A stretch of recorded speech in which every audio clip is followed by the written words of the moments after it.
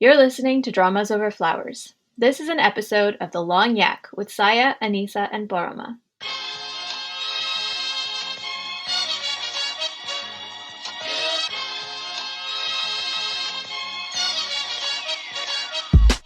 Hi, I'm Anisa. This yak will squee and rant and try to wax eloquent about what we've been watching over the last month, plus our usual complement of dad jokes. This podcast is a project for the fandom by the fandom, so if you want to help us out, you can do it in a lot of ways. You can share our episodes, talk about the podcast to friends who love dramas, leave a review on iTunes or the podcast app of your preference. All of that helps us grow. And if you want to help keep our lights on, you can check out patreon.com/dramasoverflowers. Finally, you can get in touch with us with your thoughts and ideas. We're always reading the comments on YouTube and Drama Beans, but you can also tweet at us at dramasoverflow or email us at dramasoverflowers@gmail.com. Enjoy the episode!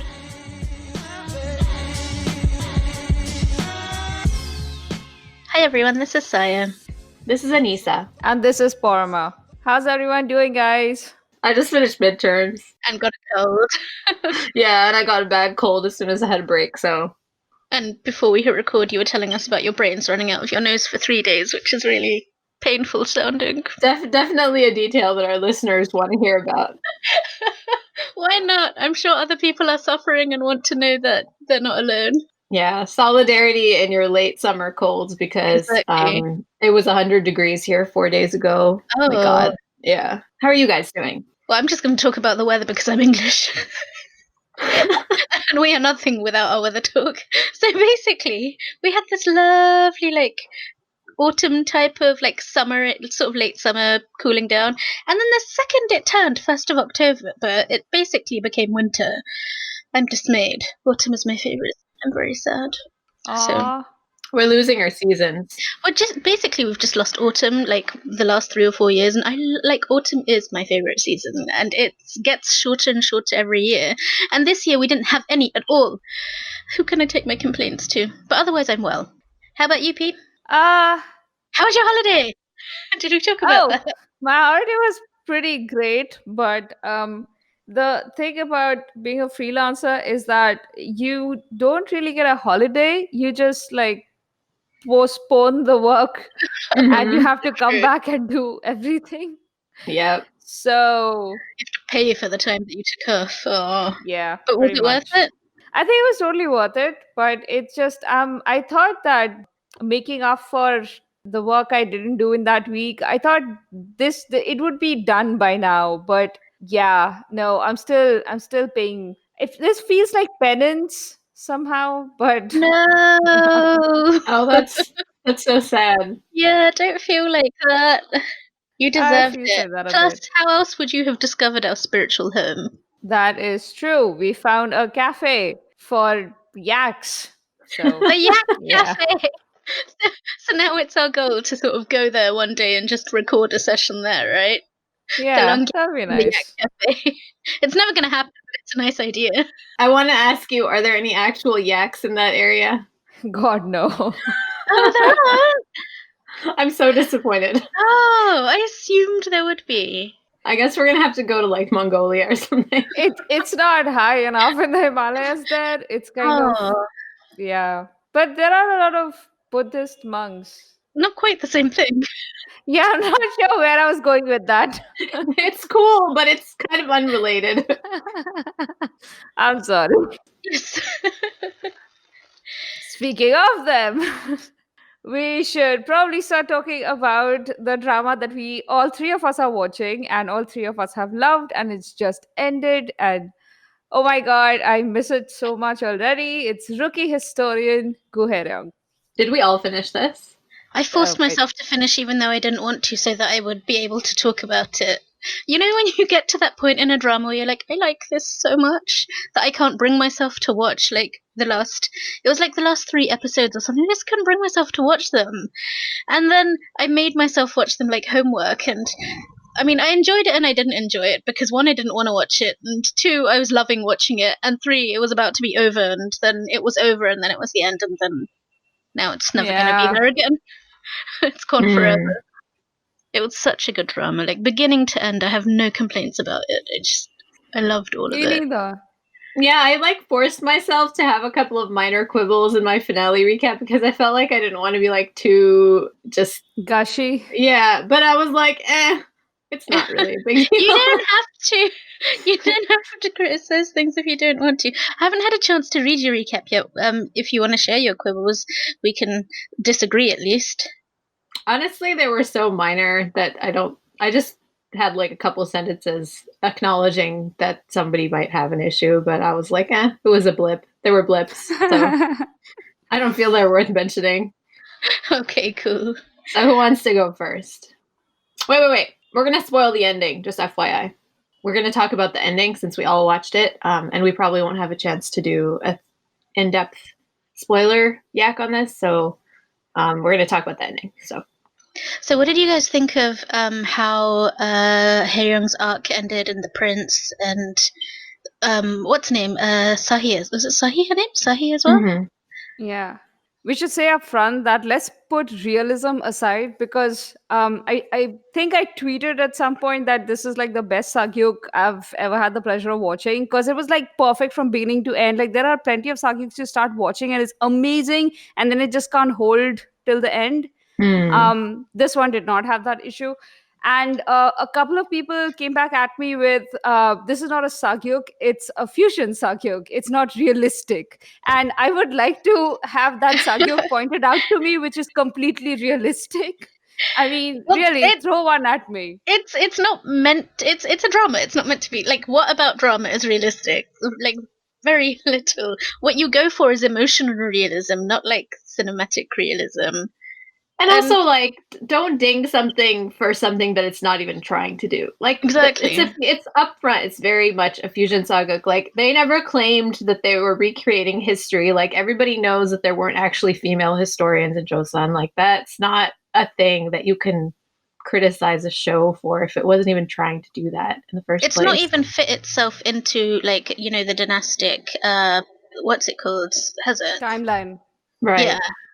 So it's like it is like essentially a fantasy history, which is exactly what a fusion saga is. So that's not a valid criticism, I think. Yeah, so which is why how the story ended, like we can't.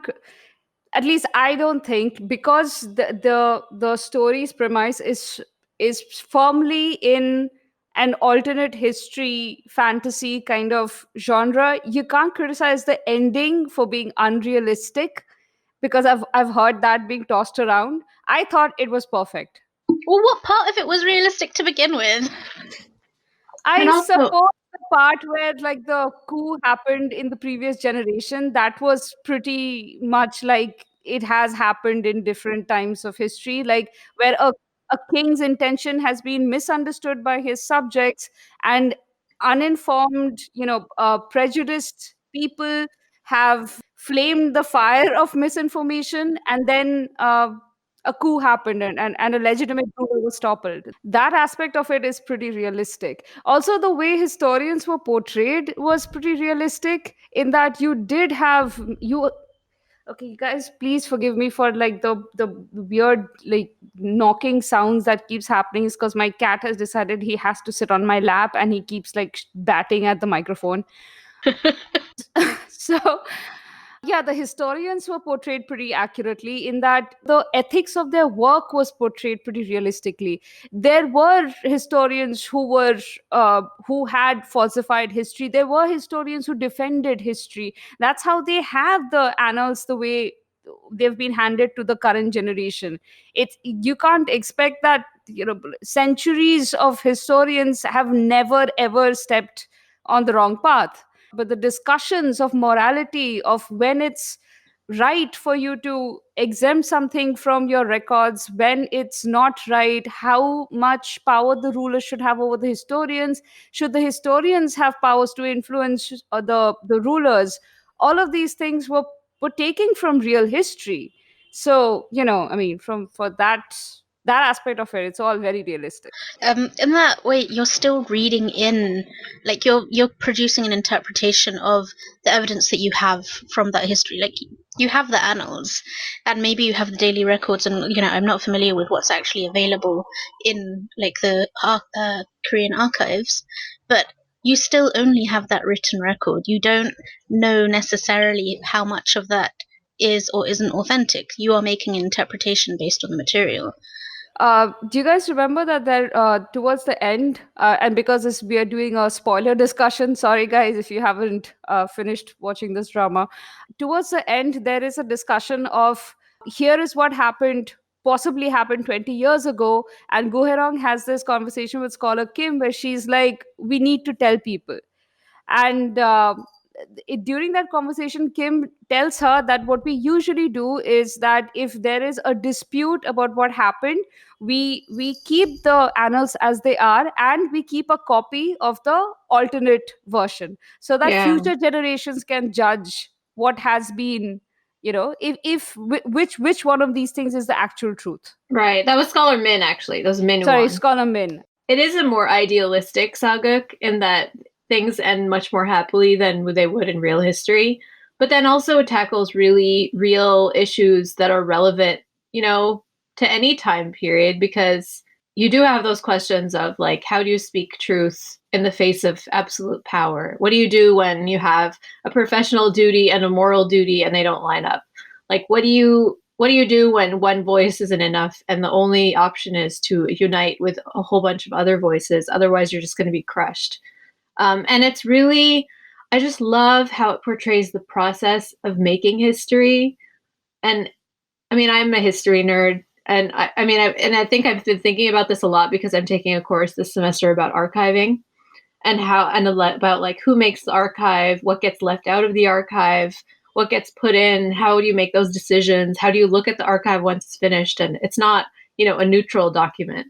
So it was really cool, to hear about how they dealt with that, like having conflicting accounts and putting them both in there and letting future generations judge. And then like Hye-ryung's speech at the end where she tells the king, like like there's a sword at her throat, and she was like, you can cut off my head, but somebody else is going to take my place, and you can kill that person and another historian will take their place, and you could kill all of the historians and you could take away all our paper and our brushes, but people are still going to pass down what happened.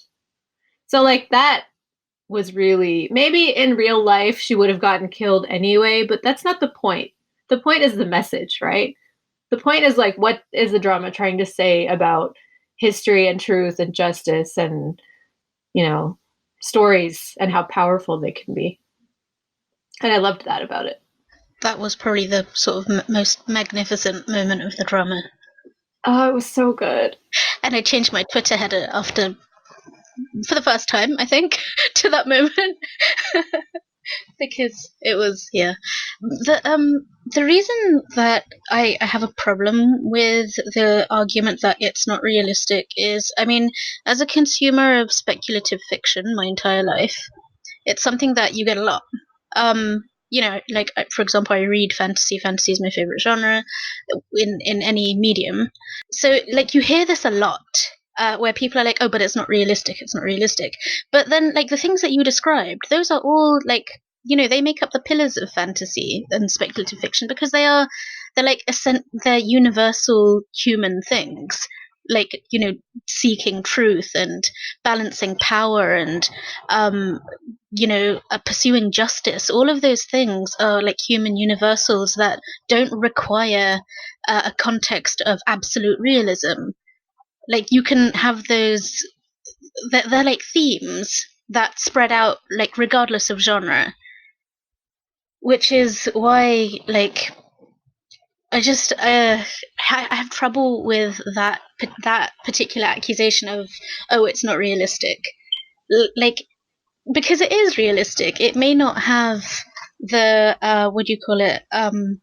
The what am I trying to say? It might not have all of the like pieces and players that you recognize from your everyday world, but the actual features and themes and issues and problems and resolutions, they're all like, they transcend genre. And I think what was really good about this drama as well was that it wasn't just the themes that were really high-minded and interesting and, well established and well explored, but the relationships felt so real and organic, and they really grounded the more fantastical elements. So we have, okay, you have 4 female rookie historians, but then the kind of the way that they go into the office of royal decrees and the relationships they build with their sunbaes, and the way that Young becomes their mom, kind of, and like the way that they all rise up against the idea that they're going to be silenced, and everything about the relationships, the love story. Although I know that a lot of people were like, Chanwoo, but I thought he was fine. I really loved their love story. And the thing that I liked the most about like the character dynamic between those two is that like Hye-ryung is kind of like the knight, and the prince is like the princess. And Rapunzel? I yes, kept thinking he was like Rapunzel. it. He's so like the fact that they put that story in there. It said to me that they were well aware of the dynamic that they'd set up with with her being like the traditional male hero and him being the traditional female heroine, and the fact that like you said last time that he was this supportive character, but that also in the end he got his little hero's arc as well. Yeah. And I love that too, because like they didn't just leave him to languish being this like damsel. He actually got to have his own story, and it didn't eclipse or overshadow like Hye-ryung's like wider story either. So like he got his day, and I love that he got his day.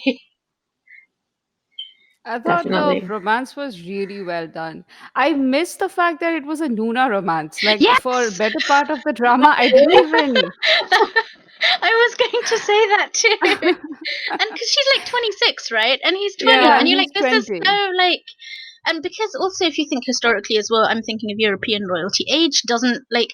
Status trumps age. Yeah. And that's probably true in any royal family. You have these like 6-year-olds being married to like 30-year-old somebody, like man or woman. It doesn't really matter. It's just about like preserving bloodlines and all of that. So, but obviously that's not the case here. But I enjoyed But I that mean, it they wasn't were pretty a thing. explicit about her being like, on the shelf or whatever, like beyond But all the those fact offensive they words were, for but it like, women wasn't who an are issue married at a between certain them. age. No, it but wasn't.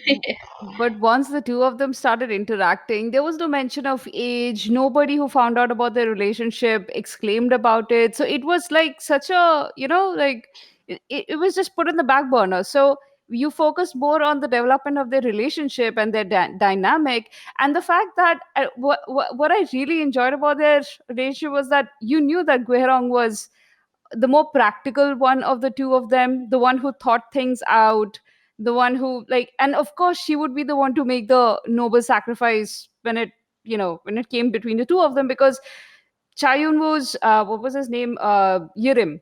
Yeah. Yirim was a more impulsive, like he like heart on his sleeves, like he played the young, like Young and deeply in in love, love yeah. prince. Yeah, he Yeah. did that really well. Like it did follow the beats of a Noona romance in that Oh, sense. absolutely. And while and I love that there were times when the plot was moving and Guherong was investigating something, or she was bothered about something, and here Yirim is sitting in his little cottage and he's like just dreaming about her.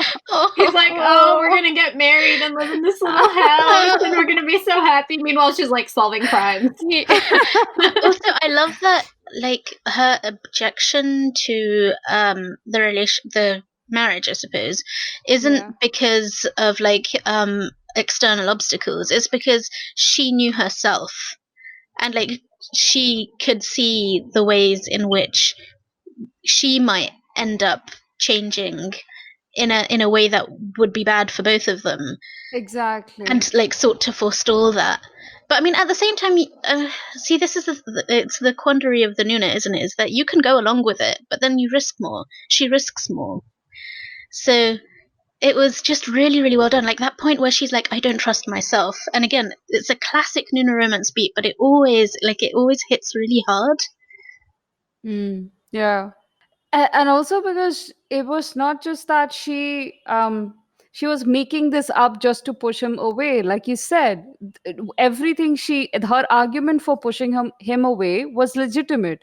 She was afraid that if he gave up his, like, he was willing to give up his princely life and run away with her, and she's like, fine, but you're pretty much worthless, so I'm going to start resenting you after a while. I mean, come on. I will have to give up my Babies. life as a historian. I just got independence and a sense of self-worth through this job. I'll Yeah. have to give this up. It's precious to me. I'll have to give it up. I don't want to. She clearly didn't want to marry. She Mm. was getting married to such a nice guy, and she was like, please, And it's like, like the can you guy who just would like dump basically do me? everything that she Yeah. wanted. Yeah. And she was like, please dump me. And the guy is like, but But I why? don't want to.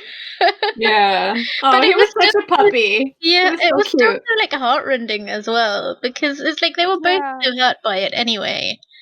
And Yeah. yeah, But it was very sweet. Like the entire arc was really. I like that that gentleman made a he came back to play a part in a later plot again. I mean, I like that. But it's just that Guherong, when she said that she didn't want to marry, it's not that she was waiting for the right man, which is what exactly. many stories would have done. Instead, in this one, she had already found what she wanted to do, which is be a historian. This was what she wanted. And to Yirim's credit, after they had that whole, sort of breakup for a while, and then, towards the end, he didn't bring up, immediately, hey, now we are back together, let's get married. He understood that her arguments were legitimate, and he went along with it. And I mean, I love the ending. It really, really worked for me. Yeah. It was nice. It was like, even though everyone had their own little like neat tied up ending, it worked so well. And I Mm. was so happy to see everyone in their proper places. Oh, I Yeah. want to talk a little bit about how the last kind of arc, it deals a lot with people's relationships with their fathers and or their father figures, and Mm. Mm. I liked how it kind of tied together, Uon's relationship with Counselor Min, and how he had to deal with this like disappointment and heartbreak that he'd never really faced up to about who his father used to be and who he is now. And Mm. then making the decision to go against him anyway, and like really plant his feet in who he was as a historian. And then Hye-ryung, even though like we had no indication that she even remembered anything about her past, that was like Mm. one of the only minor things. I was just like, really? You've been on the run this whole time, really? But she also kind of was like, her Oraboni was like, you can't be involved in this, it's too dangerous. And then eventually she was just like, he was my father. Like, why are you excluding me from this? I'm involved. I'm going to be part of the plan. Like, listen up. Here's the info that you need. So that was cool. And her kind of, that scene where she's like, did you just take me in out of guilt? And then later on he's like, it wasn't guilt, you've always been my sister. And she was like, and you'll always be my brother. And I was like, I'm crying. That was really. Yeah. And then Rim like finally facing up to his father figure and being like, you're not my father, my father is named Gi-gyun, and I'm Mm. not the name that you gave me. And just like that moment was I'm the also really one. powerful. Yeah. Yeah. So I agree. It's the relationships portrayed in this drama, and it was all relationship based. This drama, it was just, there are some dramas that sacrifice relationships just to get the plot going. This one did not make that mistake. no, it did not. And yet it still managed to carry its plot points that it wanted to Yeah, do. absolutely. Yeah, because I was thinking of Moonlight Drawn by Clouds, which is a drama that I loved, but also it fell down in its third quarter, I would say, where it had started so many things it didn't finish, and then it just it went all in on its what do you call it? Because this was fully pre-produced as well, isn't it? So it wasn't swayed by ratings. It was like it told the story it set out to tell. Whereas with something like Moonlight Drawn by Clouds, which again was such a good drama and could have been so much better if not for that part in the middle where it just like abandoned everything and just went for the romance because that's what viewers were lapping up. Um, Yeah. it's like an object lesson of what could have been, whereas this is like, this is what it could have been. It could have been this good. True. I was constantly surprised by how well they were giving us information in this drama. Like they had made sure that the foreshadowing was good enough that most viewers had already figured out many of the threads. But then when they were revealed, they were not shocking, but they were not a complete, like it's not like you'd figured out the entire story. So when the reveal happened towards the end of the drama, about like, oh, how all of them were connected, and most importantly how Oraboni's betrayal had happened, like how he had done it, like, because we knew from practically the second episode that he had betrayed someone, but not how. And it just, all of that stuff came together really well. I think they did a very good job of sprinkling the information throughout the drama instead of just like info dumping at any point. And yeah, And I like the catch inspirations. Sorry, go on. I just looked it up again because I don't know why I forgot this, but the screenwriter Kim Ho-soo was the screenwriter for Solomon's Perjury, so good track record. The dialogue was amazing. Like, It I don't want to really- leave this without saying how much I love the dialogue. I've got so many quotes that I've just saved from the show, like so many. They were just, I agree. they're really good. And again, in Shin Se-kyung's voice, whenever she would deliver her monologues, and she got quite a lot of monologues, I could just sit there and listen to her talk for a very long time. She gave some really good speeches. Yeah. I mean, I suppose if we again have to really nitpick, the resolution of Yirim's dispute with the current king was a bit too pat. Wow, after holding on to the throne for 20 years, all you needed was a bunch of scholars asking you to address an issue, and then you do. That was Yeah, it was surprising. conveniently handled off screen. That was like, like Counselor Min was executed off screen. The king, we don't know what happened to him. He's probably dead. Like, we don't know. Jake Young has probably been executed. We didn't see that. Like, it was very there was a lot of stuff But just again, swept under the rug. I don't think any of us actually cared about that too much, which is why it doesn't really matter. The only thing I suppose I wanted to see a little bit of, but again, I understand why they didn't bother going there, was the crown prince, Yijin. Like his towards the end, where he hesitated to do the right thing because he knew that his father would lose his throne, he would lose his position, and all for what? So that Yirim, who's so young, he might have a chance at the throne. It was very likely that the evil, what's his name, second state councillor dude Min, he probably would have had Yirim murdered. So for the crown prince, it was like, give up my throne and also lose my brother. That so. I could see, like, it's not even that his motives were bad. I could see why he would choose not to investigate his father and the counselor, because of all the bad things that could happen. But also, like, how deeply, like, the filiality is so deeply Absolutely. embedded in them. It would have been unthinkable to have overcome that. It's like, it's an enormous deprogramming in itself. Very much so. So when that moment when he stood beside Yirim during the ceremony and supported his brother against his father, that was so monumental. And I wish that the brothers had another moment after that, is all. Because the last interaction between the two of them had been acrimonious. So I wanted the two of them to have, a moment together. Yeah, that's true. towards the Without end. like Halmoni being like, you have to take on the throne. He's like, no. She's like, no, you're the throne. I was just like, oh, really? Because, like, the normal line in a drama like that would then be that he unwillingly takes up the mantle, right? And he suddenly has to become a king, blah, blah, blah. But he's like, I'm just so unequipped for this, and I don't want it. And I want to write books. Exactly. Yeah. And here's a person, Jin, who is so, like, pretty much trained from, not birth, but, like, from a young age to be a king, and who clearly has kingly qualities already, who knows how to govern. Like, it's a no-brainer if you think about it logically, but they don't do these things logically. Like, dynasties don't work that way. So It's a No. monarchy. To be able there's no logic in like hereditary Right. rule. Yeah. But part of me, like the cynical part of me, which has read history, looks at the fact that they didn't get that final brotherly moment and kind of wonders. The crown prince, he got to be the king, but he only got to be the king because Yirim refused to take on the throne. So for the rest of his life, Yirim will be there, the sort of like the king who didn't take the throne, like a second king. So in a real dynastic situation, for a real ruler, he would be a constant threat.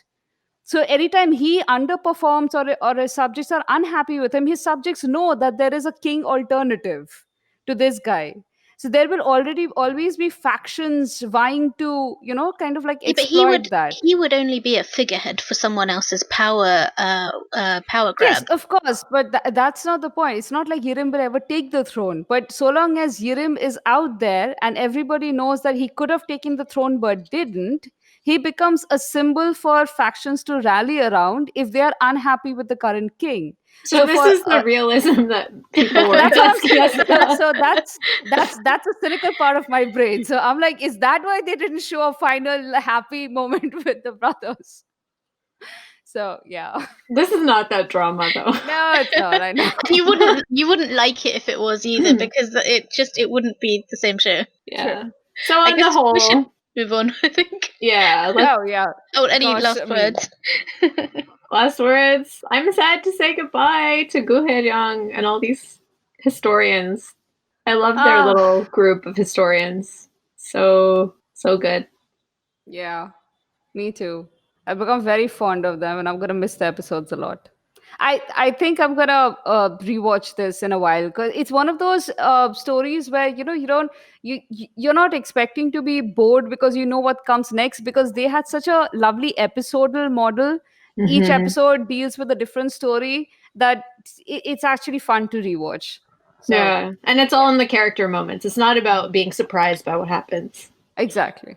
I was going to say that you are a rewatcher, but I'm not. So I feel like that's it for me. I will never be able to experience this again because I can't rewatch. So it's goodbye forever. Okay. Aww. Well, you can always watch like GIFs and videos and stuff. Yeah, and reread That's my what nerd YouTube's for. notes Yeah. and my bulging folder of screen caps. God, I have so Exactly. many. That's what they're for. That is what they're for. All I do right. wonder So, sometimes. so we move on to dramas that we have just started. And Saya? Yeah, so I will start with Melting Me Softly, which was the Ji Ooh, Chang-wook drama that we've been looking forward to for quite some time. yeah. And before I start, we should probably remind ourselves this show, Melting Me Softly, is from the same screenwriter as Strong Woman Do Bong-sun, which I think we all roundly despised 2/3 of and adored 1/3 of. So with that in mind, this show is marginally better in terms of, like, it's still doing that genre mashup. We talked about the premise in one of our earlier episodes. Ji Chang-wook and Wonjina, is it Wonjina? Yeah, Wanjana. Get cryogenically frozen. It's meant to be 24 hours, it ends up being 20 years. So they go into deep freeze in 1999 and they wake up in 2019. So it, like, there's like a lot of like potential for comedy and pathos. You've got the mystery of why it ended up being 20 years instead of the allotted 24 hours. So that's a thing that is beginning to sort of emerge from. It's 4 episodes out at this point, and the whole underlying mystery thing is only beginning to come out now. So the first 2 episodes does a lot of sort of 1999 setup, which I really enjoy, except it doesn't look like 1999. Just bringing out a token Walkman does not make it 1999. So, like, I found that in quite a few shows recently is when they like do these past segments, they don't look. They're like like you have ethnic stereotypes. These are like chronological stereotypes. Is that even the correct expression? Yeah, a Walkman does not 1999 make, but it's fun. And then We weren't even using Walkmans in '99. It was Oh, right, Discmans. yeah. Yeah, sorry, total irrelevant, but I just wanted to point that out. Okay, Yeah, go on. true. Although they do have both. They have CDs and tapes. I mean, remember there was that point where you're still using both. Like I was using a Walkman and a Discman at that time. Yeah. So where are we going? Oh, so he's a variety show PD, and she is a student who just has to take a million part-time jobs to make ends meet. Of course. So she is sort of roped into being part of this experiment and does not expect it to go that way.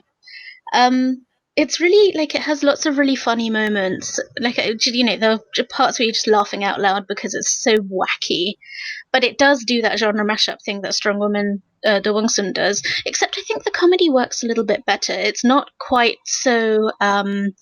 It's not slapstick the way it came off in Strong Woman.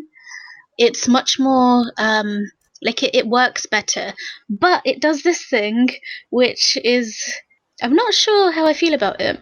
Like it has these really emotional moments because, of course, after you've woken up from 20 years and you're completely unchanged, and you go to meet your family, and a lot of things have changed. Your life has changed. You may have lost family members. Lots of like the world you knew has disappeared, and there's that disorientation. There's so much like emotionally to mine there, and it does that, and it goes there.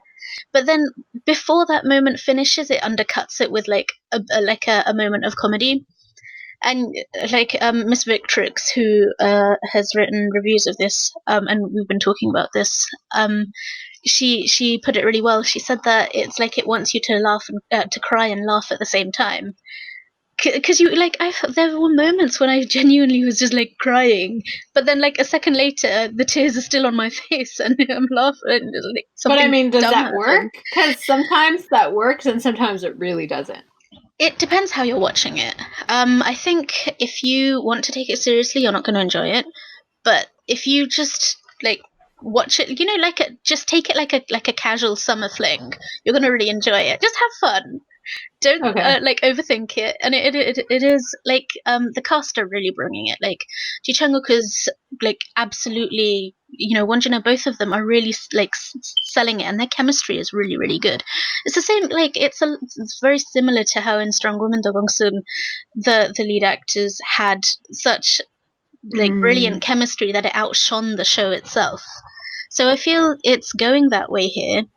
And I'm really enjoying it, actually. For all that I have criticized, I'm really into it, and it's got a good mystery going.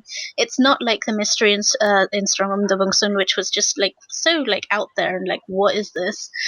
But it's a genuinely like it works with the plot. Like the mystery is that why did it end up this way? The scientist who was meant to resuscitate them, something happened to him, which is what delayed their resuscitation. And who's behind that? What's the bigger picture? That is like it's a mystery where the characters are beginning to ask the questions. So I'm really interested in it, and it's a very easy watch. So you're like with some shows you have to prepare yourself to watch them. With this one, you just dive in and watch it. Yeah, and you need some stuff really fast to watch like that. Sometimes you just need something that's like comic relief. Yeah, stress relief. Not everything has to be a life or death. Exactly. Harrowing experience that keeps you on the edge of your seat and makes you pull out your hair. Yeah, I mean, I definitely am not in the mood to watch stuff like that right now. Oh yeah, there's a lot of people who are like, this is trash and I'm not watching it. So if you feel that way, drop it. But if you just are ready to go along for the ride, it's fun. Cool. Okay, so next up is some family makjang. Yeah. Okay, this is family makjang I like. I don't usually watch makjang a lot, but last year, do you guys remember how much we enjoyed The Last Empress? Oh yeah. Yes.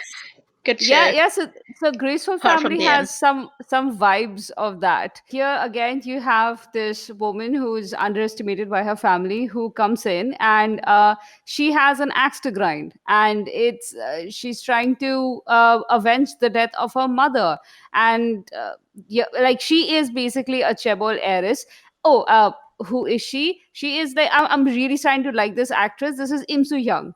I last watched her in My ID is Gangnam Beauty, and I was okay with, like, I enjoyed her part there, but she was playing someone considerably younger than her actual age, and she is so tall and model-esque that it was like the whole, I suppose, like, given that her character had like pretty extreme plastic surgery, it made sense to cast someone as beautiful as her as an awkward young adult. But it was a bit jarring here. Of course, like, she completely owns it. She's I think every second scene she gets into these amazing clothes that has to cost like half the budget of the drama. I mean, everything is designer. She looks gorgeous all the time. Most of the mic drop moments are her in a swirly, beautiful dress, doing something dramatic and saying something dramatic, and it's all like completely delicious. So what's the actual sort of plot? Okay, so the plot is that you have Im Soo Young's character who's in exile. Like, she's this chaebol she's this chaebol heiress who's in exile because her family doesn't want her to come back and inherit her chunk of, the family wealth. Fortune. Yeah, but her grandfather wants her to, but her grandfather's really sick, and she hasn't been allowed to come back in years. And her mother was murdered years back, and a housemaid was like prosecuted for it and like jailed. But she didn't really believe that the housemaid was the one who had killed her mother. So now she's back years later, and she is going up against the family's so the family has this agency that works directly for their company, and the agency is called Top. The job of the agency is to protect the family and the company. So anybody does anything, like if there's an extramarital affair happening, they'll go and clean it up. If one of the sons of the family gets into trouble somehow, even if it's like there are police cars chasing him down the street, they'll intercept that somehow and make it go away. So it's insane. And so Im Soo Young comes back, and she has to go up against the head of this agency. And the head of this agency is like has been a loyal guard dog for decades for the family, but she's also more powerful than the chairman of the company at this point. So she's also a threat to the main villain, I suppose, who is Im Soo Young's character's father. So yeah, anyway, it's full on family mahjong, man. Every character has two faces, and everybody has a motive to have hurt, like, to have committed the murder years ago. And it's mad dramatic. Like, it's just, I can't even. And then you have Im Soo Young's partner in justice, I suppose, this lawyer without too much, like, he's a bright guy but doesn't have a very good job. So she meets him and kind of becomes impressed by him, and then she kind of tries to pull him, get him to work for her. But instead, Top sees him sort of in action as well, and they recruit him. And they offer him a lot of money, and he needs money, so he's like, yay. And Is this the male lead? yeah, this is the main lead. And then stuff happens, and he decides that he would rather, sort of work with Im Soo Young's character, sort of be like her undercover spy to undermine Top. And no, but the fun thing is, again, in this drama, so the love interest is being played by this actor called Lee Jang-woo. I have not seen him in anything else before, but he's like super him. sweet. Yeah, I really like him in this. Do you remember that drama I mentioned where like Kim Suna she becomes pregnant for a one night stand, and she's the CEO, and he's like this like poor employee, but it's like a bad drama. But it was one of the few where like the woman is older and she's also in a position of power. I mentioned it before. Anyway, he's I do. Oh, right. Yeah. So like he plays the male lead in that, and Im Soo Young was the second female lead in that. And so this is their reunion after like 7 years, except now they're the leads. I just found that interesting. But he's a puppy. I have heard of that before. I completely forgot this tidbit. Right.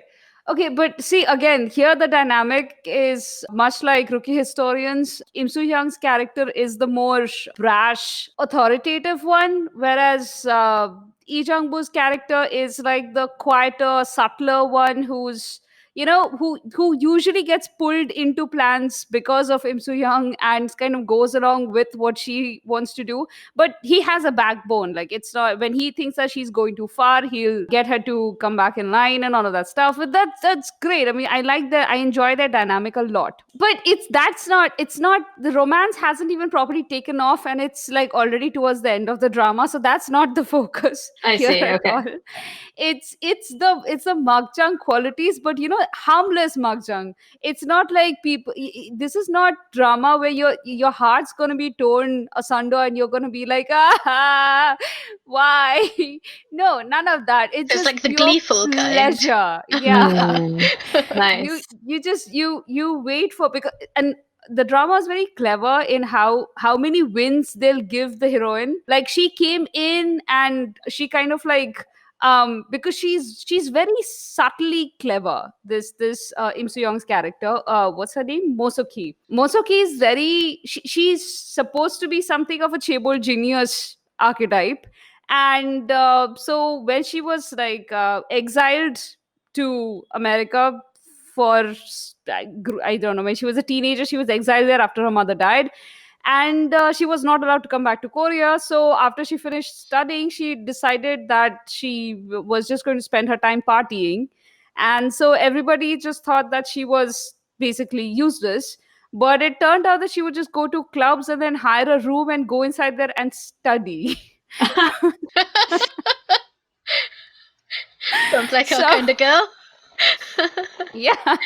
So so she would anyway, so she came back and she's cleverer than anybody had expected her to be, and she, like, there are a lot of twists and turns, and she is smart about how she counters their move. And they've got a lot of resources, and she's like a one woman army, so it's like it's not equal. So of course she loses more than she wins, but still it's fun because you never feel like she is David going up against Goliath. It's like she is smart enough that she has an actual chance. Like, I realize David defeated Goliath, so that's probably the wrong analogy.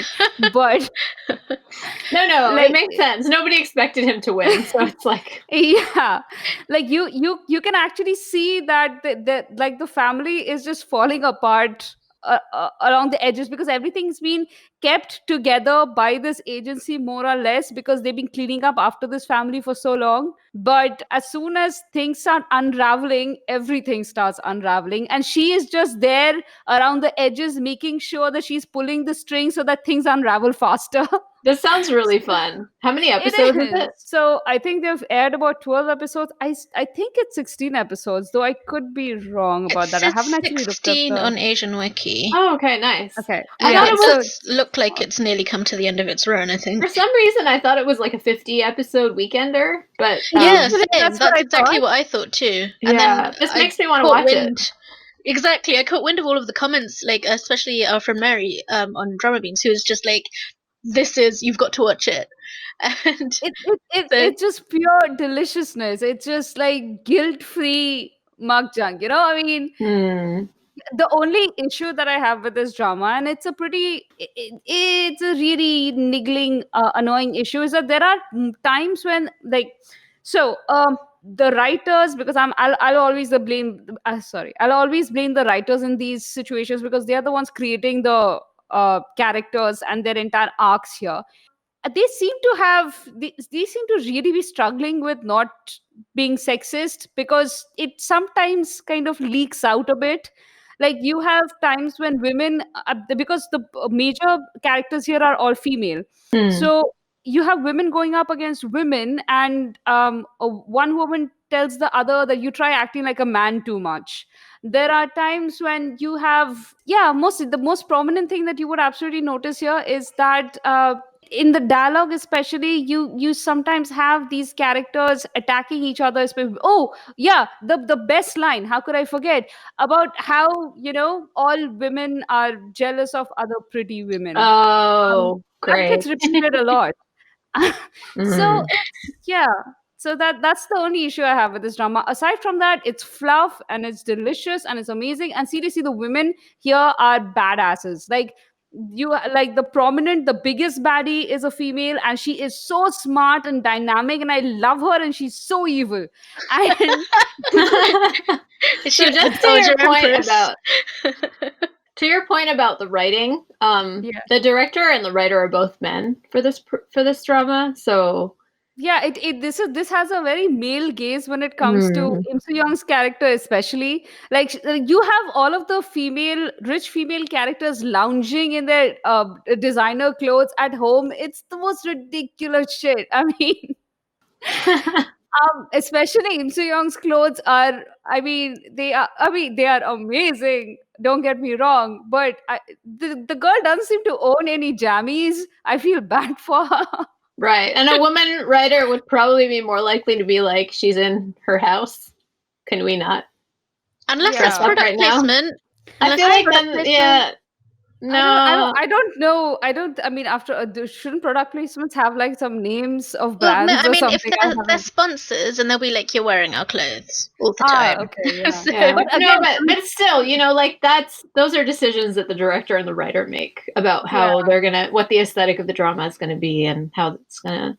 This seems to be a conscious choice, and also, I mean, I suppose because Makjungs do have a lot of very dramatic characters wearing very flashy clothes, so this is not, Yeah, it's yeah. part of the aesthetic. No, but it's also part of the fun, I would have to admit. I mean, I don't think people posing dramatically against the wall while somebody else walks out in shame after like a disastrous meeting would be nearly as fantastic to watch if they were kind of like just wearing like toned jeans and Yeah. instead of like this dress with a slit up to the thigh, and it's like all satin and shit. I mean, Yeah. I don't And- even know what materials these are. And to be clear, like, you can have like unrealistically fantastic clothes without being sexist, So that's it's not necessarily like that makes it.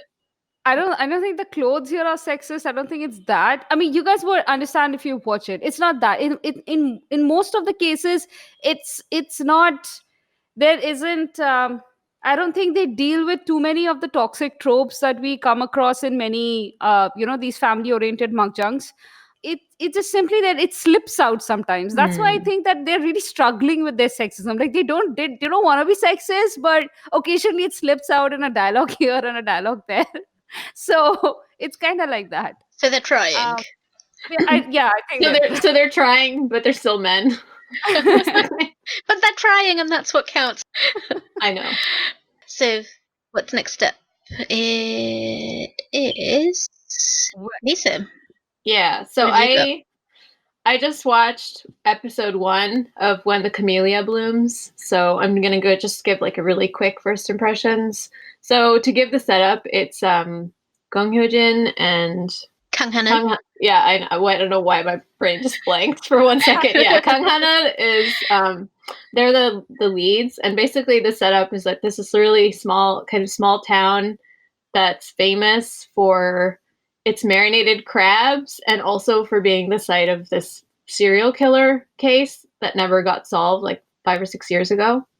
And so when we first get introduced to the town, it like those murders have just happened. And also Gong Hyo-jin is just moving to the area, and she sets up this bar called Camellia. And at first they're like, it's a flower shop, and they're like, oh, she's so pretty. And then they see her baby and they're like, oh, she's like married, so it's okay that she's so pretty. And then they're like, oh wait, she doesn't have a husband. Oh no, she's like a Single homewrecker. Yeah. And then they're like, oh my god, it's a bar, it's not a flower shop. Stay away. So anyway, like they're all very judgy ajumas. So it's like she's able to like continue her business, and there's nowhere else really like that in the area, so it ends up being successful, her bar. But she's still having this stigma of being a single mom, and especially in Korea, there's this or at least there used to be this stigma against like women who work at bars. And so she does get looked down on by pretty much everyone she's not in a good position socially. And even just in the first episode, you see like 6 years have passed, and she's settled in, her son's growing up, but she still gets comments like, you shouldn't do anything that your son would be ashamed of you for, and like men being like, why don't you smile? And then she has to be like, you're not paying me for my smiles, just like eat the food and drink the alcohol, like that kind of stuff. Mhm. So, and then but she's very quiet and kind of reserved, and like she seems very meek, but somebody says, oh, like she's a hippo. And so I'm guessing that means that she's very quiet until like all of a sudden she becomes very fierce.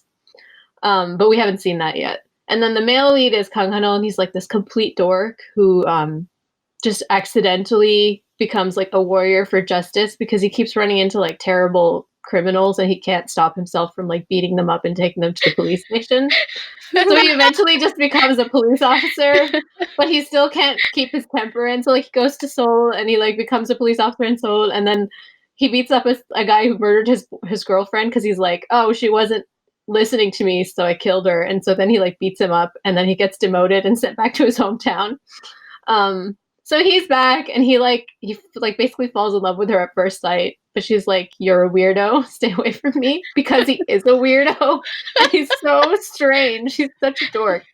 So that's the dynamic. And then there's this weird, like, it's 6 years since the murders have stopped happening, and they still haven't caught the murderer. And this is interesting meta commentary where like a movie has just come out about this serial murder, and so everyone's like, oh, our town just got its reputation back for crabs, from like marinated crabs, and now everyone's talking about the murder, like the land prices are going to drop again, like what's wrong with this director, why does he keep making movies about us? So like there's that, which I think is really funny. But then there's this scene that kind of brackets the episode where like they're showing someone who got murdered. It seems to be the female lead. I don't know where they're going with that because like she can't be dead. Yeah, but that's the implication. So I don't know how the thriller element is going to, because it seems like a very warm kind of small town romantic family relationship drama about, it kind of reminds me a little bit of Jealousy Incarnate. Just in like how there's all these different characters and they interact in a really low-key kind of slice of life way. But everything feels very real, but it's also kind of funny, a similar tone. But I'm not sure how the thriller element, like the directing is gorgeous. It's very beautiful. So that's definitely a plus. So I'm going to go with it. I'm hooked. I'm intrigued. So we'll see where it goes. Okay. Now I'm kind of interested. I was interested in it because of Gong Hye-jin, but the trailers weren't very impressive. I don't know, they hadn't pulled me in, but yeah, no, this sounds cooler actually. This sounds like it's more than just Gong Hye-jin being I don't know, pursued by this Kang Han-yul's character. So yeah, and it's the writer of Fight for My Way. yeah. Oh, so the writing is quality. Yeah, yeah, and the director did Gakshita and Are You Human Too? So I think those were praised for their directing. Yeah, but I didn't really like either of those two. Oh, really? I liked Gakshita. I didn't watch Are You Human Too? But it's very stylishly directed. So I'm going to keep watching it. the only reason I haven't begun it yet is because I began 7 other dramas. Oh, and Kim Ji-suk is also in this, which I had forgotten until I started watching it, and he like shows up out of nowhere. I was like, oh yeah, I love him. And he plays this like athlete who's married to a model or something, and they have a baby, and she's just like a terrible person, and he just takes care of the baby all the time. And I don't know what, like they have no connection to the story right now, except that they're on like a program that documents their daily life. So we'll see where that goes. Okay. But obligatory Kim Ji-suk love always. I was like, why isn't she talking about Kim Ji-suk? Like she mentioned, Gong Hye-jin and Kang Han-won. What about Kim Ji-suk? So he only has like 5 minutes of screen time, and there's no connection to the rest of the story. So I don't know what's going on with that. I guess that will sort of come out in the later episodes. It kind of sounds really interesting just because of how weird the format is. It's very different. I'm very interested to see where this is going to go. But it's not particularly dark, right? Except for the murderer. Apart from that. So, like, the cold open and then the ending is just, like, them discovering a body that has, like, the bracelet of the main character, so... And Kangano just, like, breaking down in tears, so I don't know what that's about. We'll find out. I'll report back to you next month. By which time we may have caught up as well. Yes, we'll see. Fingers crossed. Yeah. I'm on board for now. Okay. What's next? And next. Next, I feel like after everything you've said about Graceful Family, everything I'm going to say about Secret Boutique is just going to be redundant. Okay. Is it the same genre? It sounds very similar, but where, like, you know, this you said Graceful Family is more in the vein of Last Empress. Secret Boutique is much darker than that. So what you see, the thing with, like, Secret Boutique is, like, I had zero plan of watching this show, okay? It's like, you know, I'm not huge on Kim Suna. The name of the title of the show just made me think it would be, like, about handbags, and it's not about handbags. It's not about handbags at all, which is, like, good news, because I'm not into handbags. So my friend Miss Victrix, who I talk to a lot about dramas, more than I ought to, probably. So just, like, constantly texting her about dramas because I don't want to bother you guys, because I know you're busy and you're not watching the same shows as I'm watching. So she said, she hooked me with her description, basically. She said it's a cross between, it was like a cross between Heartless City and Mask. So, like, if Heartless City and Mask had a kid, this would be it. So I haven't watched Heartless City, but I know it's a revenge Melo, and this was that was airing at the same time Secret was airing, I think, if I remember rightly. And it was, like, you know, it was, like, intense, emotional, painful, wrecking drama. Oh, have you watched it? Yeah, Okay, really don't tell me about enjoyed it. There's a spoiler that I heard about it, like, a really long time ago, and I'm trying to forget, and I've nearly forgotten, and I don't want to sort of bring it back. Won't, don't worry. And Mask. So have either of you seen Mask? No. The Sue drama, which was Sue Jujihun with from the writer of Secret, one of the writers of Secret, I think. It was their next drama from the same team, I believe. Not quite as sort of cracktastic as Secret, but, like, it had that sort of dark, you know, that sort of elite world, chebos and secrets led on secrets. So I was like, okay, you've got me. I'm gonna try this. Since it's not about handbags, I can do it. So it's about a woman, Kim Suna's character, goes by the name of Jenny Jung, and she's, like, risen past her humble beginnings to become a power broker for the elites around her. Like, of them, but not of them at the same time. And, like, she deals in secrets, and that's her biggest asset. And similar to what you were saying about Graceful Family, you know, where you have the agency cleaning up, Jenny Jang is the cleaner-upper. So she cleans up the Chaebol secrets. So she cleans them up so she knows them. So while she is not one of them, because she knows everything about them, and because she has this sort of power to work between, you know, sort of between the cracks of everything that they do, like, she can pretty much do anything for them. Whether it's getting their kids off drug charges, or putting through divorces, or taking, you know, making sure one spouse doesn't find out about the other spouse's affair, that kind of thing. So everything. She does it all.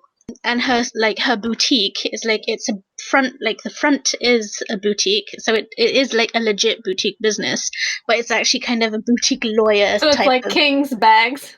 Yeah, kind of, but not. And my secretaries. Not as inefficient and for show. Like, it works on both fronts. Like, she's got money. She's serious. Like, she's got serious money. She's got business chops, and she knows what she's doing. So, like, the first 2 episodes, it's at episode 6 now. The first 2 episodes can seem a bit disjointed because, like, you don't know what's going on. Like, why do we have a side story of this amateur paduk player who turns out to be my favorite character, and, like, something happens to her that brings her into Jenny Jang's path. You'll recognize that actress as well, Gomin Shi, who was in The Smile Has Left Your Eyes, where she played Imuri. I don't know what any of that means, but I expect you guys to know. Yeah, I remember her character. So she plays the amateur paduk player in this. So you have, like you were saying about Im Se-hyung and her, like, snappy wardrobe and everything. Kim Suna is, like, exactly, like, it's, again, 3 women dominate the 4 women dominate the story. And so you've got like, it's got this kind of gothic kind of feel, like, I don't know how to describe it better than that, but it's like the clothes, they make you think of like her hats and her like crisp suits and the bold colors and her red lipstick, and but like the rest of the colors kind of muted around her. Ooh, like Misty. Yeah, I think that would probably be about right. But again, more to the gothic. And like I really don't like the blunt haircuts that they have. They're just really horrible. Like I don't find them visually pleasing, but they're very effective because they like the hair itself communicates things. And again, you've got the evil chairwoman she's not likable. She's horrible. She's like properly evil. So this is maybe the difference between like Graceful Family and this, is that you don't like any of the villains in this. They are truly horrible people, but you wish for their comeuppance, and it's good to see them being sort of played. Because Jenny Jang has a secret identity, which you find out about by the second episode, which changes everything, because it's like it recontextualizes everything that you've just learnt about them. And yeah, it's really, I'm really into it. I'm surprised by how into it I am as well. And also, like, my favorite character, the Puddock player, like, part of why I find her so interesting is because, see, all of these women are really, really clever, apart from the Park Hee-bon's character, who is like the chaebol daughter, who is like born into this sort of birthright thing, but she doesn't know what to do with it. So she's very sort of shrill and screechy and can't get anything done. Everything she does goes wrong, and in the end, she always needs Jenny Jang's help anyway. But the Puddock player, she's very humble. She's the only one with like long hair, which is again, it's like an interesting statement about her character. Like, she has this ability to see the whole board, and she anticipates moves, and she reads a bluff. Like, you know, when people are making bluffs, she can read them, and she's like a strategist. So she's like got the mind of a general in the body of this, you know, unassuming young woman. This sounds great. It's really good. You should watch it. And like the fact that Jenny Jang goes and seeks an alliance with her and needs her help, and that they can view each other as equals, when, you know, one woman is just so like powerful to the point that, you know, when they first meet, Jenny Jang is like, I'm not even going to ask your name because I just, you know, I don't need to know your name. You're nobody. And then that turns around and she's like, she comes and she asks her name. And it's really interesting. It's the other type of makjang, like the crazy dark one where you want the bad people to go down, but 1,000 secrets like are surrounding the truth that you are desperate to get to. Highly recommend it. Okay. Nice. Yeah. Like, in contrast, I think Graceful Family is like makjang light.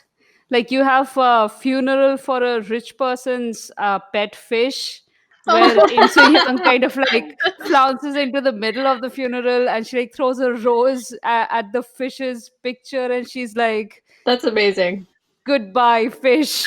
I mean, it's That's great. It's very tweeny, though, isn't it? That's not to dismiss the feelings that people have about their dear fish. It's just, you know, no, yeah, but my like family this fish was food. the pet of a. Yeah, so do I. Like, as a Bengali, that's the only way you can look at fish. That's true, man. They should be in the river or on my plate. Fish Exactly. are I hate food, not aquariums. friends. Whenever there are like Blue Planet or whatever, my parents watch TV and they're like, "Oh my god, think how delicious that would be," and you're like, "Okay, how about that one?" Actually, I enjoy their remarks because you don't tend to think of it that way. Fish are food, Yeah. not friends. Yeah, I mean, it's like you look at these beautiful, like, colorful rainbow fish in these exotic oceans far, far away, and you're just like, how fresh is that fish? Why isn't You it missed on my my plate? Finding Nemo reference, I'm sad. I haven't watched Finding Nemo, so I would miss the reference. Oh, okay. I apologize. Okay. No worries. Not a Disney acolyte. Was that not even Disney? Was it Pixar? Sorry. Getting it all Both. wrong. It's both. It's totally fine. So yeah, we love fish in the rivers or on our plates, but only when fished responsibly and in the correct season, because Yeah. fish gets depleted really fast if you like hunt Overfish. too. Yeah. Okay, we've totally digressed now. Um, Okay. What's next? Oh, Vagabond. yes. Okay, Vagabond. Oh, Vagabond. I've been Oh. hearing bad things about this. So okay. Firstly, I'm actually enjoying it. And like you guys saw how excited I was about this. I was like, oh my god, an action thriller! I love action thrillers. I haven't had an action thriller for so long. Yeah. And like I was stuck on watching the opening credits about 10 times before I moved on to the actual drama. Like the production value is amazing. Like it's like spectacular, and the location, like because they're on location in Morocco for the first couple of episodes, you don't even have to try to make some places just look completely breathtaking and stunning, and so it's got all of that going for it. And the story is Isungi's character. This isn't the premise, but it feels like a spoiler, so I don't know if I should warn you. Should I tell? Something like he suffers a tragedy, and that's spoiler 2. It's a spoiler. It all happens in the first Okay, episode. listen, just spoil the first episode for Okay. us and nothing more. Okay, so he loses a family member in a plane crash, which is huge. Is it his nephew? It is his nephew. I was trying to not give that much of a spoiler. Yeah, that was given away in the trailer. Okay, but you know what? When I was watching it, I just didn't realize. I just forgot about that, and I was watching. I was like, "Oh my god, he's gonna die, isn't he? He's gonna die. He's gonna die. He's gonna die." Aww. And it was so much worse because I didn't know it was coming. It's really horrible. I never need to watch a plane crash in anything ever. So that's actually really difficult to watch that part. But so like it's put down to engine failure, but Isungi's character comes across evidence that it wasn't an accident but sabotage. Nobody believes him, of course, but the culprits get wind of him like trying, because he's not very subtle. He just like goes around saying what he wants to say and trying to be heard. I mean, you know, he's a grieving uncle, and you know he's not an intelligence agent or anything. He's a stuntman, which is really cool. And Susie plays a secret agent who is working undercover at the Korean embassy in Morocco, but we don't actually know why. So he's going. Isungi's trying to get someone to believe him about the accident, and nobody does. But then, like the bad guys keep trying to bump him off, like endlessly. But so can we talk about Morocco though? So Please do. Oh, K-drama. They're trying, okay, and it's I will give you points for like doing your best with stereotyping. So like it's like they looked at this thing and they were like, how can we make this as Morocco as possible? So like in the plane to Morocco, you have like a man in a Bengali style topi. You have another man wearing a Saudi colored scarf. You know the what's it called? It's very mashallah, very stereotypes. So there's that. But then the best part was Susie's house, which is as far, and I might be wrong about this. Maybe someone who lives in Morocco or generally in that kind of, is it East Africa? No, West Africa? North Africa, right? North Africa, yeah. Because I like when I was living in Egypt, I don't recall seeing this kind of architect. You know that kind of really, what's it called? Intricate architecture that you have in like very old building, masjids usually, very old mosques, where they have that amazing intricate carvings and things like that. Mm-hmm. I don't recall ever seeing that in people's homes, though it may be in particular like types. But certainly not sort of ancient. People don't live in places like that.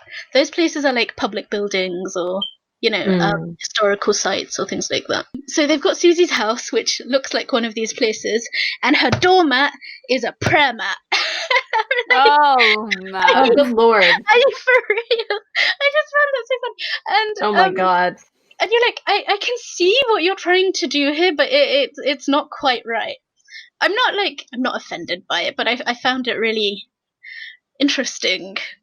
And that was fun. So that's Morocco, where they're just like. But you know what was also really nice? That they actually employed actors on location. So you've got all sorts Moroccans playing all sorts of characters, not just villains. So it didn't feel like that sort of Hollywood type of. It didn't fail the Rose test. Let's say that. Okay. So that was pretty. That was That's nice. good to know. Yeah. Shout out to the Riz test. Yes. Our friends. While they're in Morocco, so they're making the best of Isungi's army fitness. Like the parkour is really it's really good, and you get stuff like Arab rooftop chase scenes, which I really enjoy. And also, I feel like Arab countries lend themselves really well to this kind of scene, I the way agree. European cities don't. Yeah. Because with the flat roofs and stuff like that. Like, do you remember in we sang the Jordan scene? Yeah, exactly. It worked pretty well. Yeah. I was thinking that as well as I was watching. I was like, you know what, this really works. And you know how like Korean rooftops are green? The Moroccan ones are like kind of a red pink, which is very interesting to learn. I found that. Like, just the location is amazing. It's really spectacular. And Susie has very passable Arabic, which is uncommon. And that reminded me of Pakshine in Memories of the Alhambra and her really good Spanish. So she's definitely trying with that. I do have to say that the story isn't as spectacular as the setting. I really enjoy the parts with, like, the main characters, like Isungi and Susie and like on the ground, but I really, really dislike the parts with the military contractors. Like that's the sort of the overarching story and your big bads and things like that. I mean, it's just a bunch of like disgustingly powerful rich people being more disgusting and rich, and had my fill of that. So are you gonna continue watching it? I am, of course I am. Okay. Didn't you hear me say I need action thrillers in my life? But there is I quite like Susie from the one show I've seen her in, which is While You Were Sleeping. So I'm predisposed to like her. But I also sort of have to reluctantly say that her tone isn't always constant with the rest of the show. She keeps going on and on about being an agent and therefore so good. But so far, Isungi has been about 50 times more effective than she has. And, you feel like she's trying to go for... how IU is in Hotel de Luna? She has this gravity, gravitas and solemnity. I feel like Susie is trying to go for that, but she lacks the same presence. And, she comes off petulant instead of droll. And it wasn't affecting my enjoyment of it at first, but because it hasn't subsided. I think we're on I'm just about to start episode 5, I think, or 6. Can't remember, or 7. I can't remember where I am. But yeah. But that's the problem that I have with a lot of Hollywood and Bollywood action flicks, like where you have like this hyper competent male lead, even if he's not in a line of work where he would be this competent, and you have a female lead who's often like someone a raw agent or a CIA agent or something like that, and somehow she's the one who keeps making mistakes and keeps falling in traps and keeps and needing to be rescued and not being as competent as she should be. And she's always in like a tight black suit and heels. Yes, why is she always in heels? And the hero, he's focused on the mission, whereas she at first says that you're not my type and I'm not going to fall for you, and then she falls for him first. And so you that's have whole thing. Actually said exactly what happened at one point. What? She hasn't fallen for him yet, but she did have that whole thing. So you're just like, yeah. You're not making me want to watch this. Yeah, despite how much I love Isungi. Yeah. I think check out the first half an hour or so just for the scenery and the opening credits, but I don't think it's your kind of show. Boroma, you might enjoy it as a light watch. Okay. But nothing to take seriously. It's not that deep. It's really I think amazing to look at. I would go for a Secret Boutique before that, though. Yeah, definitely. That one is that's deep. That's worth it. This one is just popcorn. And come on, we have to maximize our time. in Yeah, in these exactly. days of like overabundance of things It's to watch true. and not enough Of time. good shows, man. We have been Yeah. blessed with so many good shows. So good. Oh, Yeah. and Okay. I'm judging you for the long list of things that you said you would start watching, but you're not. So Me or no, Sa? Saya. Me? Wait, I've watched so many things. Did you want me? This list is all me.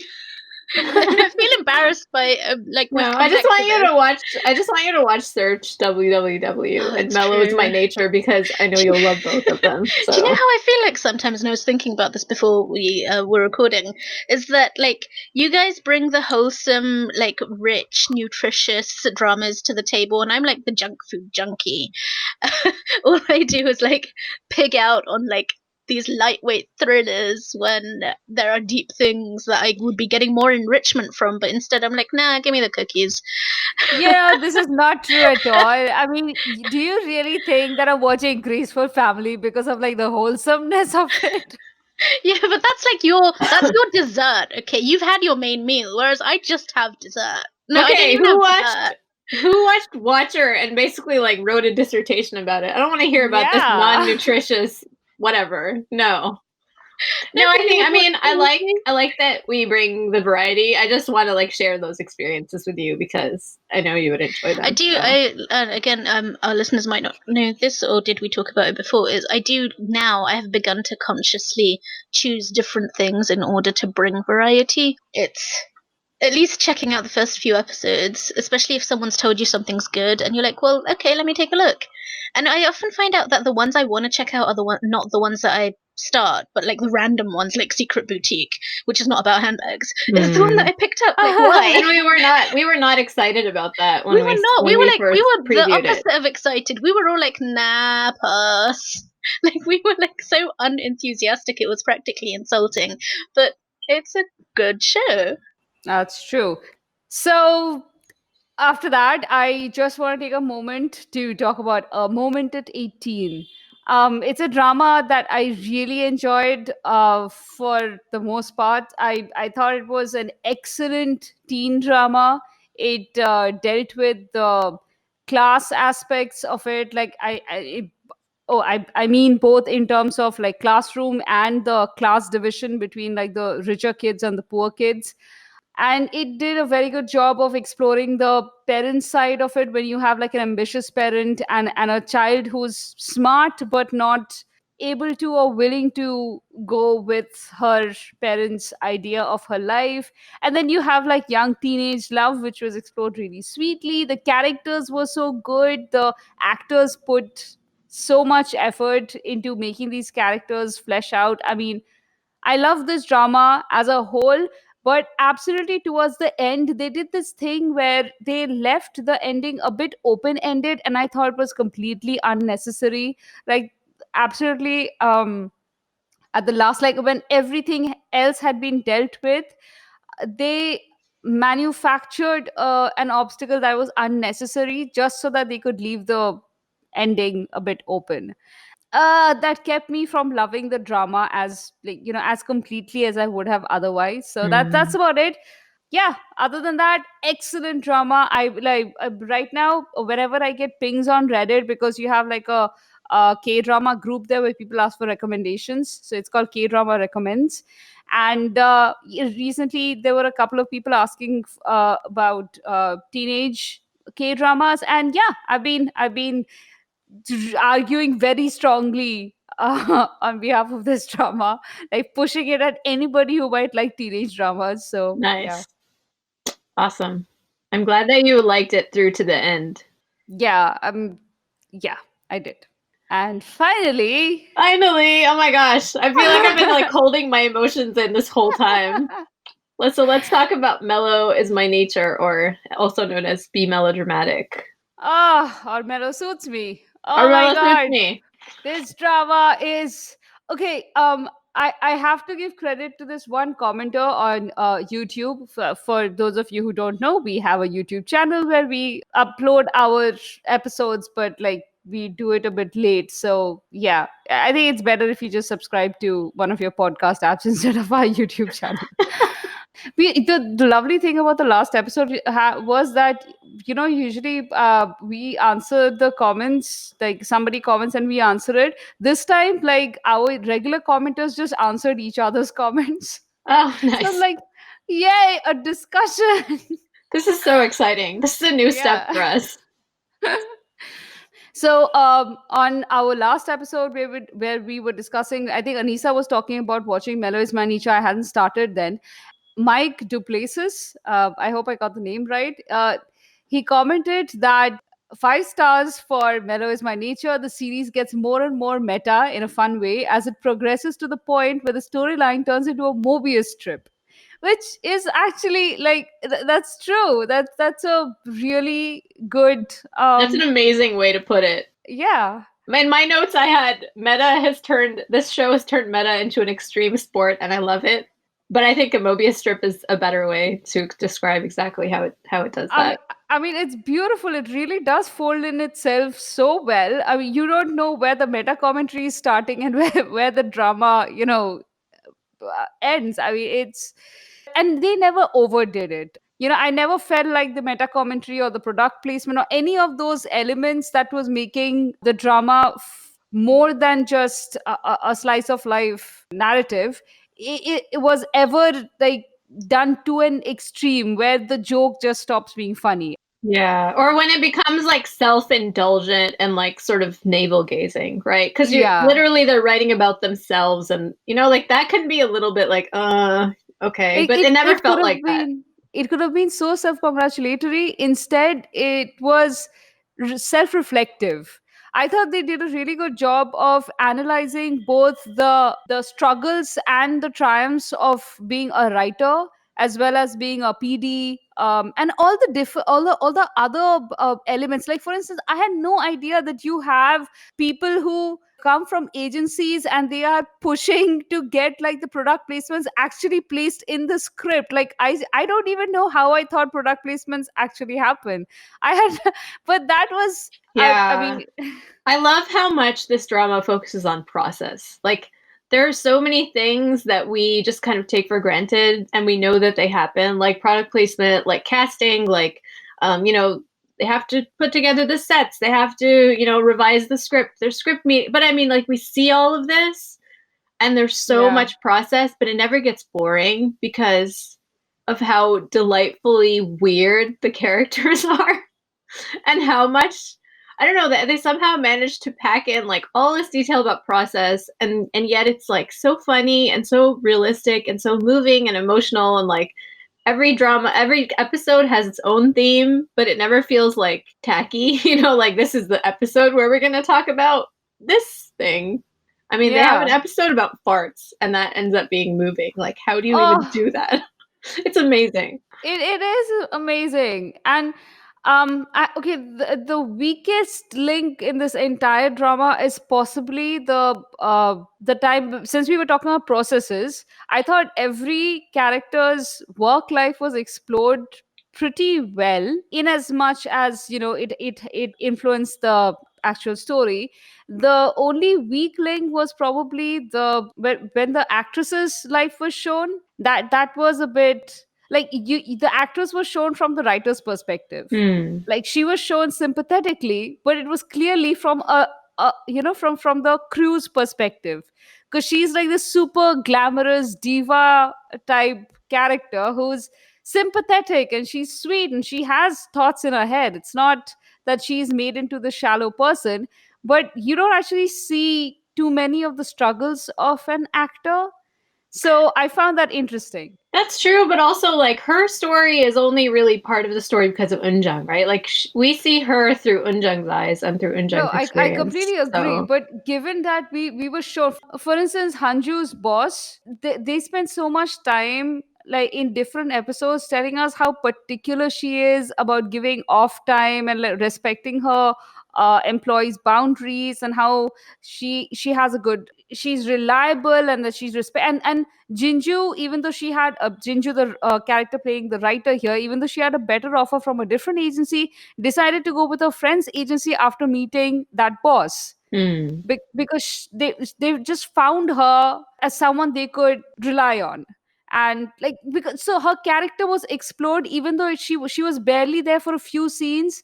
You saw a lot of her character struggle, like how strong she seemed externally, and then later on they were at a she was at a bar with Hanju, and Hanju was telling her that I looked up to you for this many years that I worked for you, and she's like, but I'm not strong, I'm not holding it up, like, and she Hmm. starts crying. So I'm just saying, even for like small supporting characters, they put in those character beats. And I found that it was only the actress, which was played by Iju Bin. I think Lee So-min was the name of the actress there, and she was the only character whose portrayal was external, like what the crew would see, instead Hmm. of being from the actor's perspective. If that makes sense. Yeah, no, I see what you mean. It didn't bother me because of how her story was a documentary. So I feel Mm. like that was partly deliberate just because you are seeing what she is presenting to the camera most of the time. Like, there's only a very few scenes where you see her when she's not being filmed. For example, when she goes and her and Minjun have their romantic reconciliation, and that scene that made me happy. That was really cute. I just love their dynamic so much. They're so funny. But yeah, there weren't a lot of scenes where she wasn't on camera, and so then she's not necessarily performing, but you also have this feeling that you're not getting her interior life. So I didn't True. actually mind that. No, I didn't mind it. I just thought that, given that this is a drama written by writers, about writers, and about mostly about the people behind cameras, that Hmm. the one character I found a bit shallow was the character who was in front of the camera, whose life they most likely know least about. Makes And maybe sense. that choice was deliberate. It's possible that she was kept deliberately opaque, because after all, Somin does speak a lot about how she is always performing. Like, Hmm. I think there is a moment between her and the documentary maker friend, which was Eun Jung, and they did have that discussion. Like, she can never turn off. So Yeah, and I think somebody else also says like she's really smart, but she acts like she's not because her idiotic sort of persona on TV is part of what's made her famous, and so she works it. You know. yeah. But the friends, oh my god. Okay, I know, Anisa, we spoke about this last time, about how this is different from Search WWW, but I think that was the initial episodes where the friends were not in positions of power. But by like I think about fourth or fifth episode, the friends had reached, like, you saw them being in positions of control in their workplace. And at that point I started thinking, man, this is like a proper successor to Search WWW, in that all of the female characters, and you have three main female characters here who are in a related profession, like they are more or less in the same industry, but they have very different jobs. Hmm. And all of them have very, like, they are well respected in their fields. People value them for the work that they do, so which puts them in a position of power, so they are never subservient. So that is not their character arc, which is what we've been so used to with so many heroines in Dramaland, whenever workplace is concerned. So yeah, I think this actually, I think it qualifies as a very, very good successor to Search WWW. I'm not even sure which one I liked more now. I'm really torn between these two dramas. Yeah, I mean they are very different, but I know what you mean. And even like the way that they do meta, both of them are very Mm. meta, but in very different ways. Like this drama is very explicit in its references. And like there are scenes where you just have like straight up have background music from famous dramas like Kim Sam-soon and like Pretty Noona Who Buys Me Food. And like you can tell that the people who Yeah, made this they love TV and they dramas. love Yeah. dramas. They know all of these like famous, they're like quoting lines from like Autumn in My Heart, and like Jinju and Bumsu are like literally walking around talking about Autumn in My Heart. Like that's what people like this they would talk like that, And so, and Yeah. as somebody who's like that deep into the drama fandom as well, you're just like, these are my people, So that's really enjoyable. But the friendship between the three women is definitely the highlight. That Yeah. scene, I mean, did you finish the whole drama? So I have the last episode left. I Okay. just can't make, but I'm at the same place where Saya is for Rookie Historian, where I can't force myself to watch the last episode. If I watch it, it'll be over and I'll have nothing. I'll have no more of this left. Yeah, but I was just like, I just couldn't stop watching because I was enjoying it so much, and and then I was like, oh, it's over. Damn it. But I think I really just loved. I mean, I loved how they each had a journey, but all of their journeys intersected. And every time they were going through something, the friends immediately were like, "Something's going on with you. What's going on?" And then they would all kind Yeah. of like the three of them and Hyobang would like get together and have a strategy. Like there's one portion, I don't remember if this is in the last episode, where they're talking in whispers.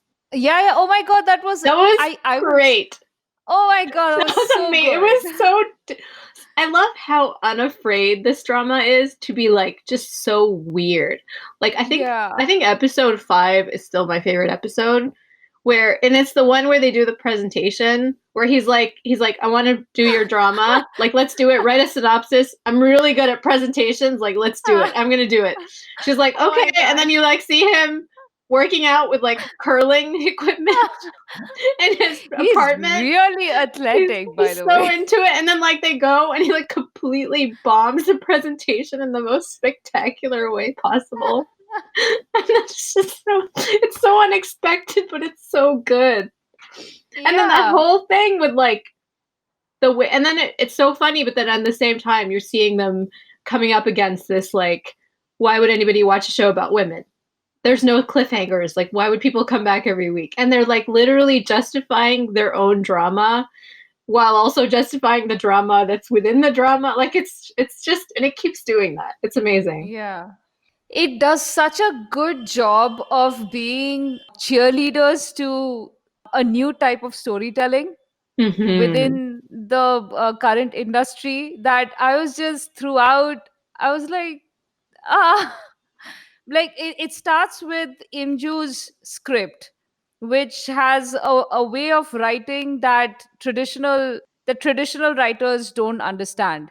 That's because her mentor read it and she felt the pull of it, but she was like, but what is this language? This is not how you're supposed to write.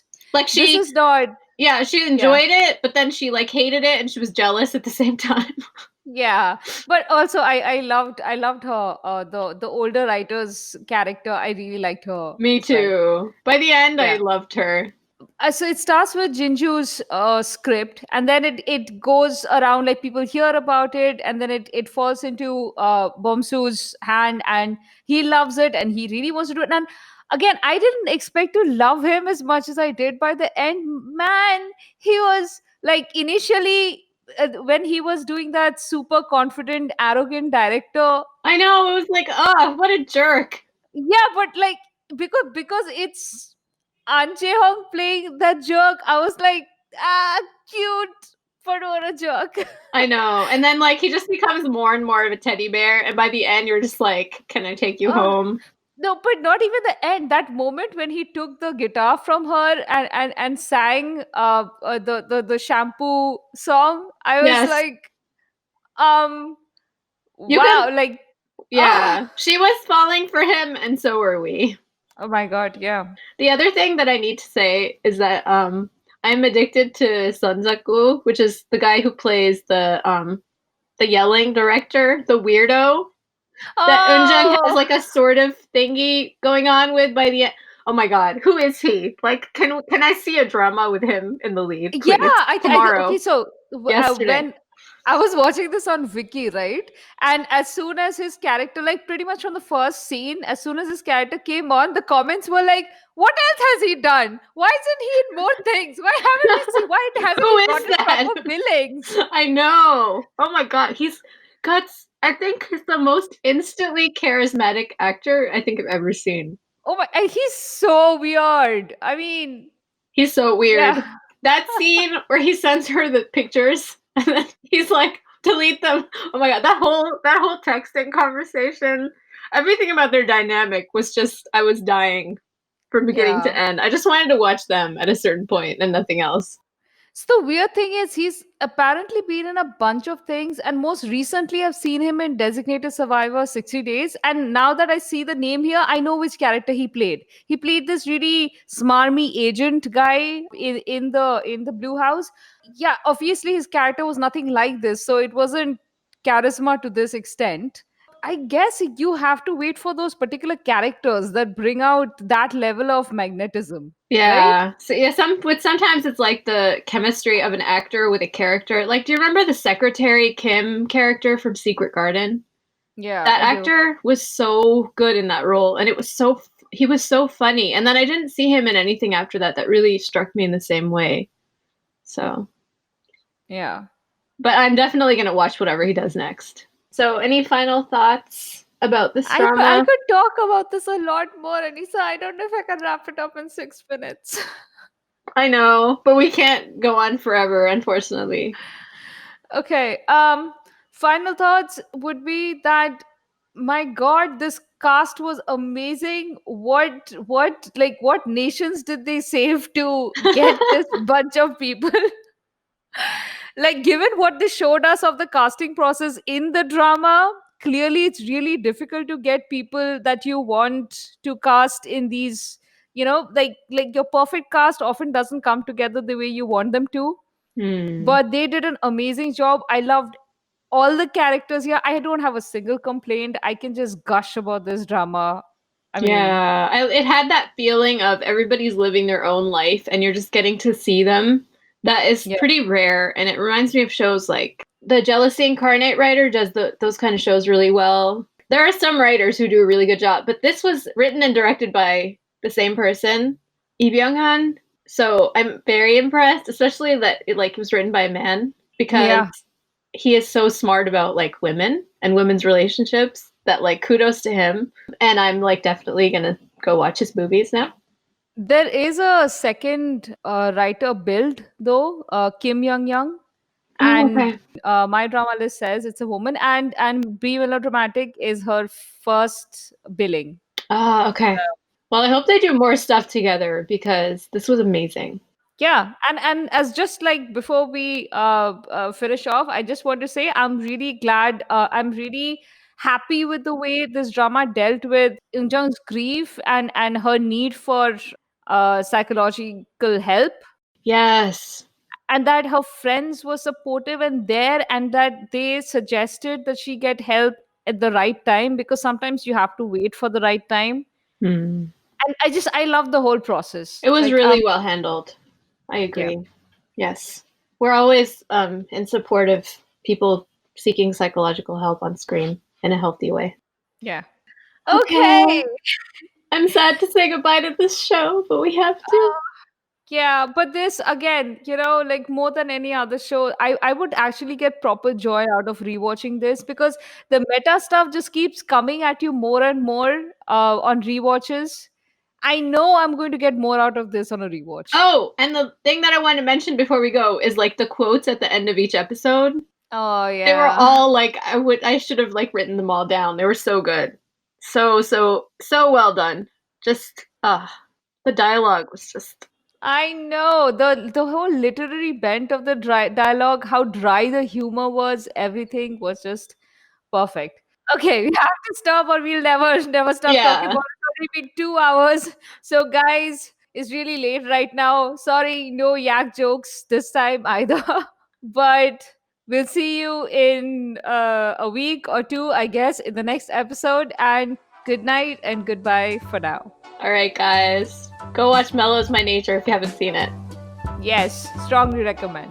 Bye. Okay, bye guys. Yes. Bye.